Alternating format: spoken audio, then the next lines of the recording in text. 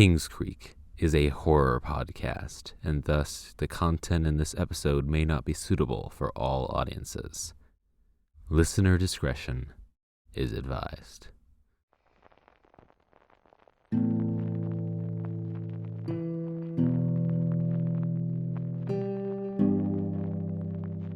You are now entering Kingscreek.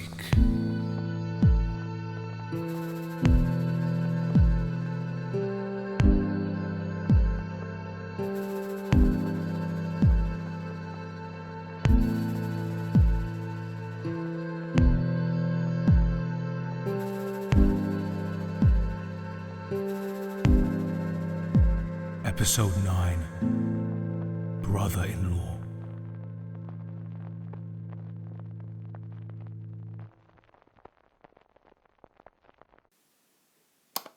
Welcome back, everyone.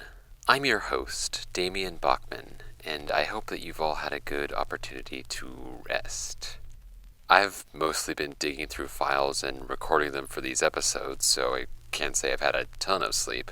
Plus, there was a marathon of Lost last night before they aired the new episode, which might have possibly contributed to my not sleeping.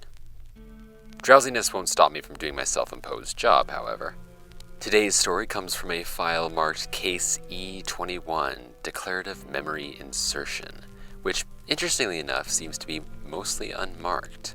Uncle Mark's notes on this file say he received this statement in an unmarked envelope on May 1st, 1996.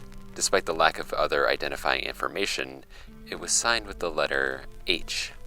This is a remarkably unusual circumstance for a case like this, as usually there's at least a name attached to these. But after reading through the author's account, I can understand why she chose to be so cagey. Letter begins. To Mr. Marcus Bachman. Forgive me for this intrusion. I know you've been here a little while, and typically you'll go into town and interview people directly or seek out strange occurrences. I never thought this town to be particularly off or anything, so I will admit I dismissed you out of hand at first. But now I've encountered something that I fear you might be the only one who can benefit from knowing about. But at the same time, I can't risk you knowing enough about me to come in and interfere, so that I don't become noticeable. Ever since I was a young girl, I've been close to my sister, who I'm calling R. I'm not revealing it here, but it is important that you understand that I know my sister's name. I remember a lot about her, about how she used to play the piano before it became too much of a chore for her, how she grew up obsessed with 16 Candles and Anthony Michael Hall, how she almost won prom queen but didn't and was never quite able to get over that. I remember all of these little stories when I think about R and the chunk of my life I've spent with her. And then I think about her husband, my brother-in-law. Now, let me be clear. This isn't some kind of jealous, lonely old sister storyline. No matter what else, I have a lot of fondness for my brother-in-law. That's what's so strange about this whole thing, actually. I do genuinely care for and like him. But I don't really know why. I'm not making a lot of sense, so I'll start with the incident that kicked off this whole chain of events. I was out with R, getting a couple of drinks over at the Misty Pond. It's a tradition the two of us have had for as long as we can remember, and longer than we were technically of legal age to do so, but that's neither here nor there. Her husband was there too, though I don't remember if he had anything to drink. The three of us were chatting away, talking about who had gotten what job and who had been promoted and who was moving away and who was staying and all that type of small-town gossip. You've lived here a few years. I'm sure you can imagine who and what we'd be talking about. When we saw one of our old friends, who I'll call A. A went to high school with us, and we all shared freshman English class together. A is, a really close friend.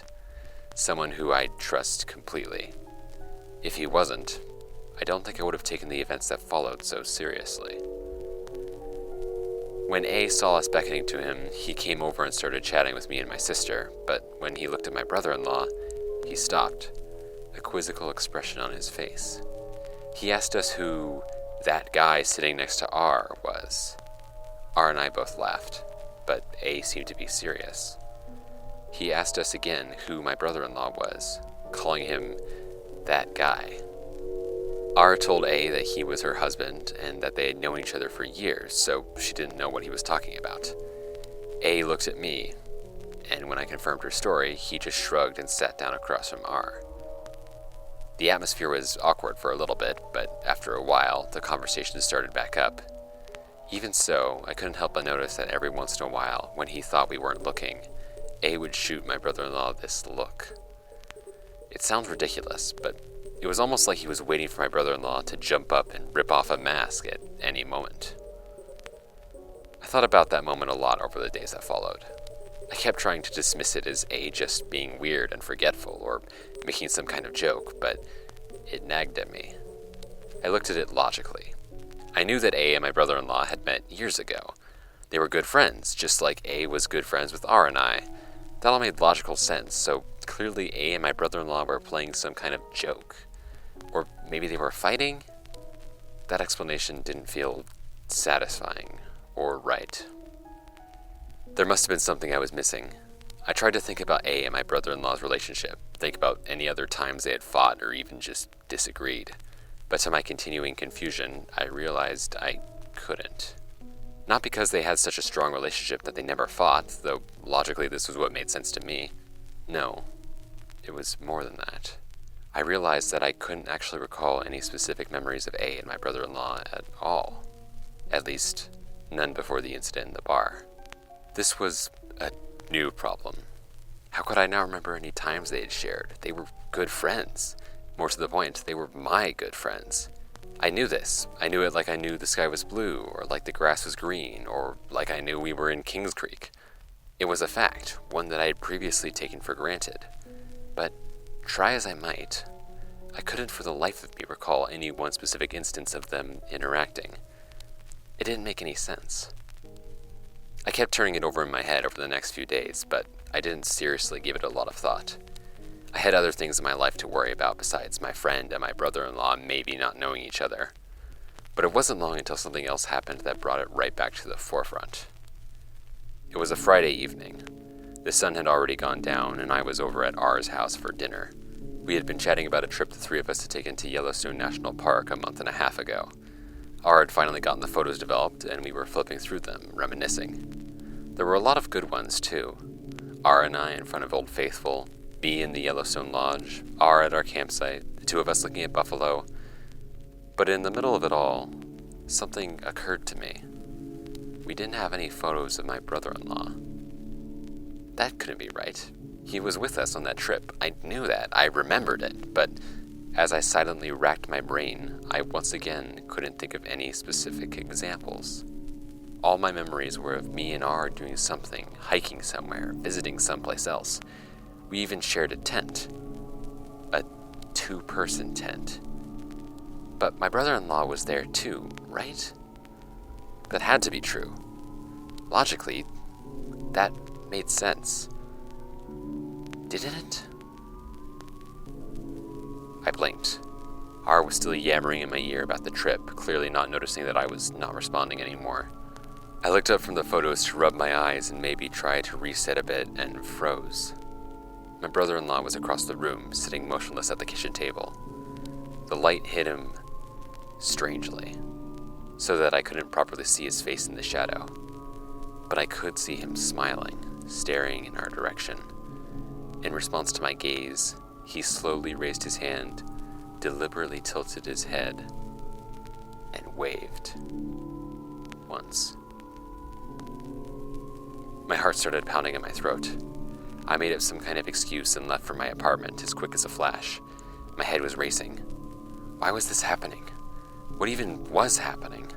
Was there anything else I couldn't remember about my brother-in-law? Was there anything I could remember? The minute I came home, I practically dove into my closet and broke open all my photo albums. I spent hours scanning through every page, every photo, every moment I could get my hands on.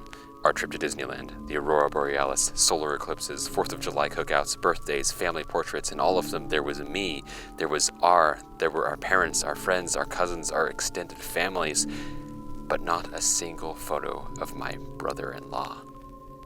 I was in shock. Were the last 10 years of our lives a total lie? Was it even 10 years? I was racking my brain now, searching and scanning for answers in every detail, every memory, but I could barely find anything concrete, just deeply ingrained confidence in the fact that he had been there. But no specific details. No family, no birthday, no anniversary. I realized with rising terror that I didn't even know his name. I had always just called him my brother-in-law or my sister's husband because, well, that's who he was. I was sure of that. I hadn't even had to think about it. The earliest real memory I have of it was just weeks ago. R and I were out on a walk we must have been on alone. It was eerily silent. Even as we talked, we could both feel something in the air. Before long, the silence overtook our voices, and the uneasy atmosphere swallowed us, muffling the regular sounds of spring. Without warning, the silence was broken by a loud crack from behind us. R and I both whipped around, and standing there was my brother-in-law. Because of course he was. He had been there the whole time, after all. But he couldn't have been. But he was. Wasn't he? My mind turned to R. Whatever I was feeling, I couldn't imagine what she'd feel when confronted with the realization that this thing had been living in her home for who knows how long. She was going to be horrified. She didn't have a history of handling it well. And hell, I wasn't even 100% sure of my conclusion either. Maybe it would be better to have someone else to first ground me and then at a later time be back up if and when we were going to tell R. Or kill the thing, whichever was easier. I picked up my phone and dialed a number. A was the obvious choice. He was the only one I knew for sure had seen my brother-in-law other than my sister, and he certainly knew something was up. Maybe he had more of an outside view, an understanding from which we could figure out what was even happening. A wasn't answering his phone. I felt a prickle of unease along the back of my neck as I set down the receiver. I was being overly nervous, though. There was no reason to be afraid, right? What was I afraid of? It was only my brother-in-law, who I knew I could trust. I caught myself halfway through the thought. It was alarming how quickly my mind went straight to trusting whatever this thing was. I had to be careful. I chose to go over to A's house. He was probably fine. I just wanted to check to make sure he was home. It would be better to talk to him in person anyway. When I got to his house, I saw his car in the driveway and lights streaming through the windows. So, he was home. That was good. Still, though, that prickle of unease festered at the back of my mind as I went up to knock on the door. Scarcely a moment passed between my first knock and A opening the door. I was a bit taken aback by the speed, but I shook it off and started to greet A. I told him there was something I needed to talk about and went inside. I took off my coat, sent it on the hook, and turned towards the living area to sit down. But before I could, I stopped dead at my tracks. My brother-in-law was sitting in an armchair, facing away from the fire. His posture was perfect, but not for a lounging chair. It was sat straight up, its legs uncrossed and its hand in its lap like it was in a desk at school. It already had me locked in its unblinking gaze.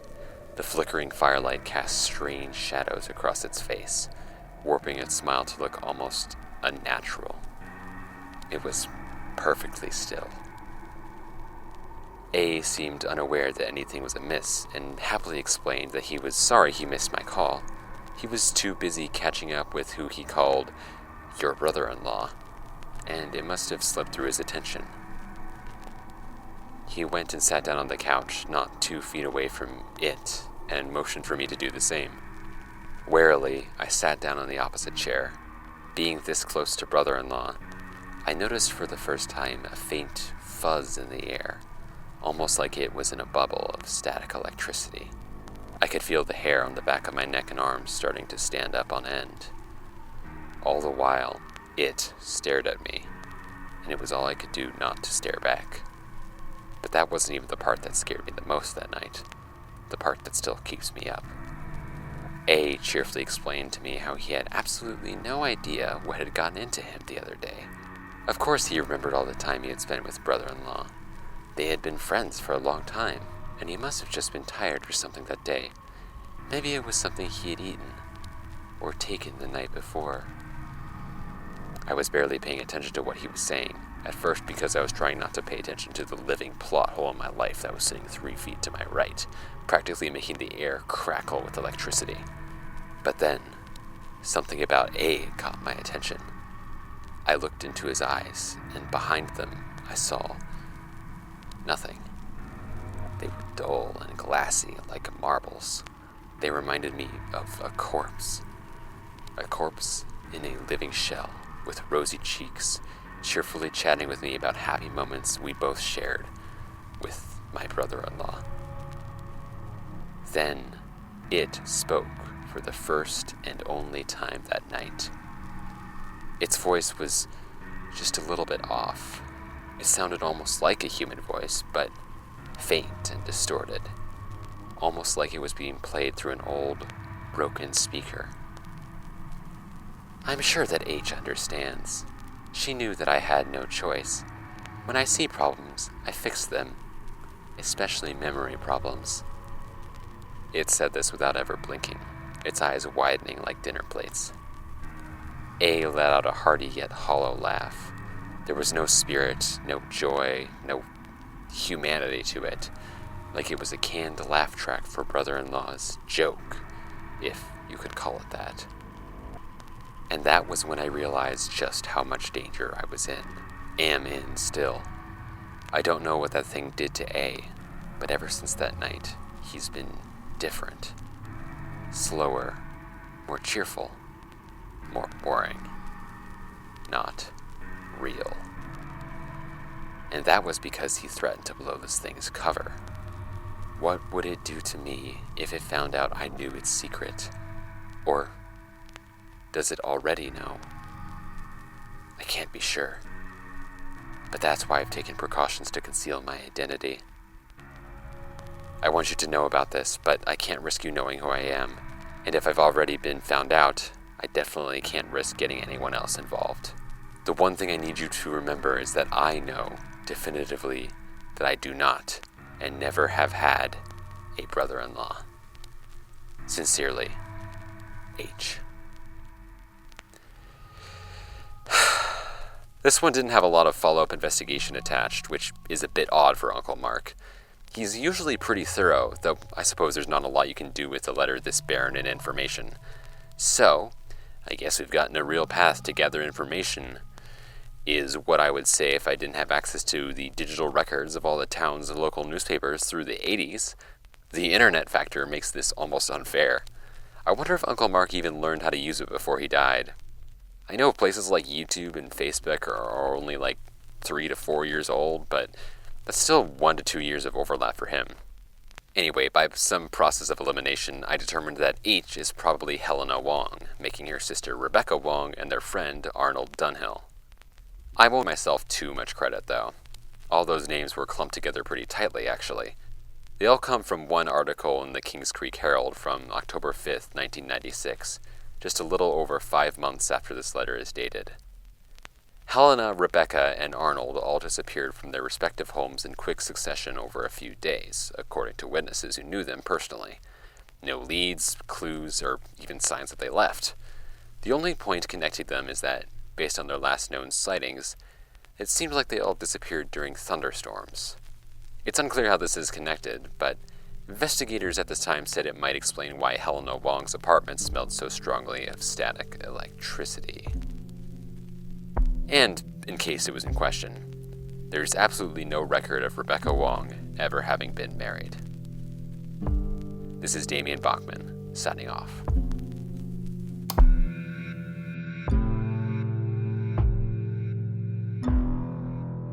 Today's episode of Kingscreek was written and performed by Thomas S. Dennis. It was produced by James Makepeace, and the score was composed by Kai After Kai. Script supervision is provided by James Makepeace and Ryan Kennedy. Our cover art is by CyberGrapeUK, and our social media manager is Ryan Kennedy.